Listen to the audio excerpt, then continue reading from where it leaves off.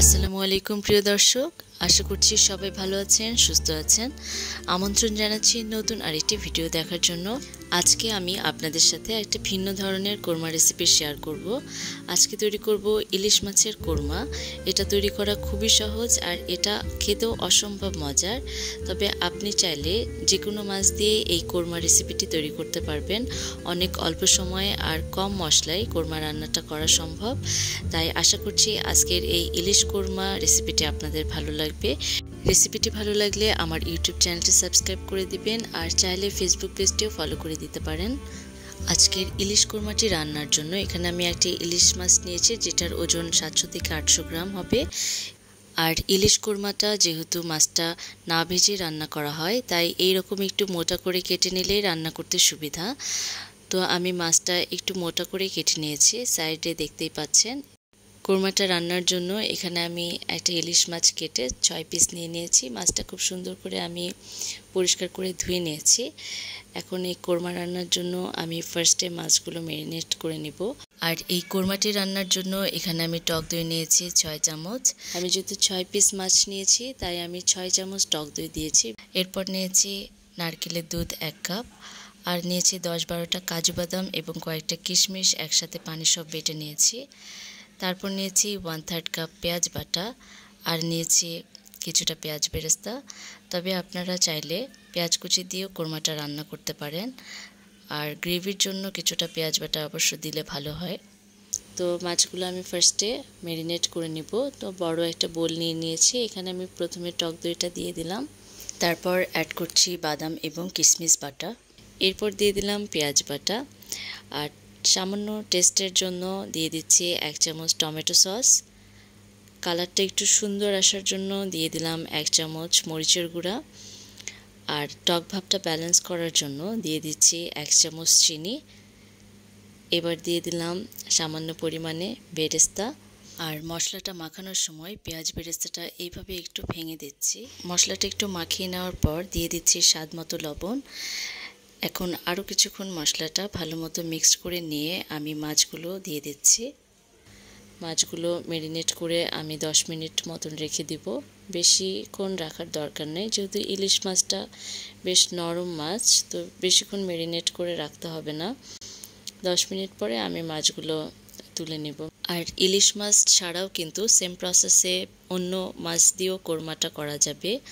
মাছগুলোকে এইবার খুব ভালো মতো মশলার সাথে আমি মাখিয়ে নিব।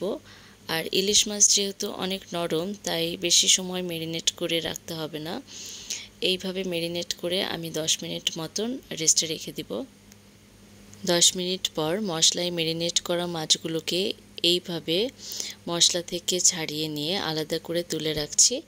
এবার এই বাকি মশলাগুলো দিয়ে আমি ইলিশ মাছের কোরমাটা রান্না করব। যতটুকু সম্ভব মাছের গা থেকে মশলাগুলো ছাড়িয়ে নিয়ে এইভাবে আমি সেপারেট করে রাখছি। কোরমাটা রান্নার জন্য চুলায় একটি প্যান বসিয়ে দিয়েছি। এখন এখানে পরিমাণ মতন রান্নার রেগুলার তেল দিয়ে দিচ্ছি। তেলটা হালকা গরম হয়ে আসলে দিয়ে দিলাম সামান্য পরিমাণে পেঁয়াজ কুচি। আমি যেহেতু এখানে পেঁয়াজ বাটা ব্যবহার করেছি, তাই সামান্য পরিমাণে পেঁয়াজ কুচি দিয়ে দিয়েছি। আপনারা চাইলে পেঁয়াজ বাটাও ব্যবহার করতে পারেন, অথবা পেঁয়াজ কুচি হালকা ব্রাউন করে ভেজে নিয়েও রান্নাটা করতে পারেন। পেঁয়াজটা হালকা ব্রাউন কালার চলে এসেছে। এখন আমি ম্যারিনেট করা মশলাগুলো দিয়ে দিচ্ছি। এখন অ্যাড করছি 1 চামচ জিরা বাটা।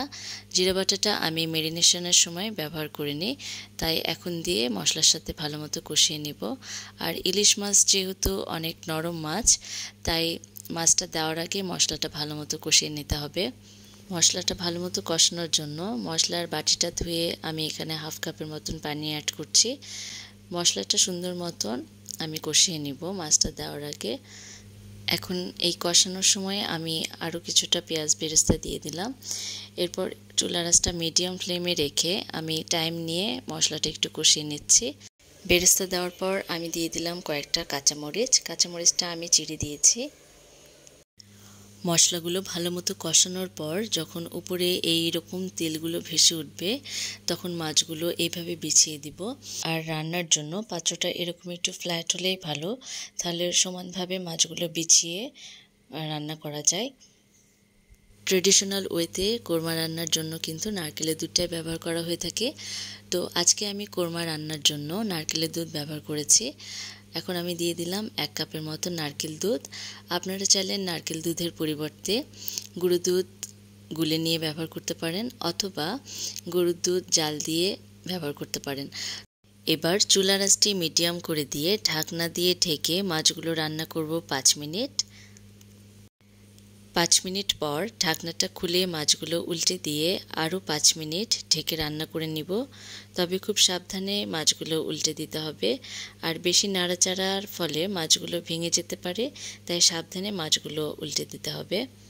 আর এখন আমি সামান্য পরিমাণে অ্যাড করছি পানি। তবে চাইলে পুরোটা দুধ দিয়ে রান্না করতে পারেন পানির পরিবর্তে। তো আমি এখানে সামান্য পরিমাণে পানি অ্যাড করলাম। এবার দিয়ে দিচ্ছি ফ্লেভারের জন্য আস্ত কয়েকটা কাঁচামরিচ। তারপর ঢাকনা দিয়ে ঢেকে 5 মিনিট রান্না করে নেব। 5 মিনিট রান্নার পর পানিটা একদম টেনে এসেছে। এখন আমি দিয়ে দিচ্ছি আগে থেকে ভেজে রাখা বাকি পেঁয়াজ বেরেস্তাটা, আর এক্সট্রা ফ্লেভারের জন্য অ্যাড করছি 1 চামচ ঘি। এখন আমি ঢাকনা দিয়ে আরও 2 মিনিট অপেক্ষা করব। তৈরি হয়ে গেল মজাদার ইলিশ কোরমা রেসিপিটি। ইলিশ কোরমা সাধারণত পোলাও এবং সাদা ভাতের সাথে খেতে অসম্ভব মজা লাগে। অল্প মশলায় ঝামেলাবিহীন ইলিশ কোরমা রেসিপিটি আপনারা বাসায় তৈরি করতে পারেন। 2 মিনিট অপেক্ষা করার পর যখন উপরে তেলটা এইভাবে ভেসে উঠবে, সে পর্যায়ে আমি চুলা থেকে নামিয়ে নেব। পুরো ভিডিওটি দেখার জন্য আপনাদের সবাইকে অসংখ্য ধন্যবাদ। আপনাদের কোনো মতামত থাকলে আমাকে কমেন্ট বক্সে কমেন্ট করে জানাতে ভুলবেন না। পুরো রেসিপিটি ফলো করে বাসায় একবার ট্রাই করতে পারেন। বাসায় যদি আপনারা ট্রাই করেন আমাকে মতামতের মাধ্যমে জানাতে ভুলবেন না। ভিডিওটি কেমন লাগলো অবশ্যই আমাকে জানাবেন, আর ফ্রেন্ডস এবং ফ্যামিলির সাথে ভিডিওটি শেয়ার করবেন বেশি বেশি করে। যারা এখনও আমার চ্যানেলটি সাবস্ক্রাইব করেনি তারা অবশ্যই চ্যানেলটি সাবস্ক্রাইব করে পাশে থাকবেন।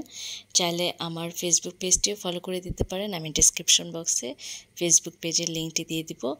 এতক্ষণ ভিডিওটি দেখার জন্য সবাইকে অসংখ্য ধন্যবাদ। সবাই ভালো থাকবেন, সুস্থ থাকবেন। নেক্সটে নতুন আরেকটি ভিডিও নিয়ে হাজির হয়ে যাব। সে পর্যন্ত সবাই ভালো থাকুন, সুস্থ থাকুন। আল্লাহ হাফেজ।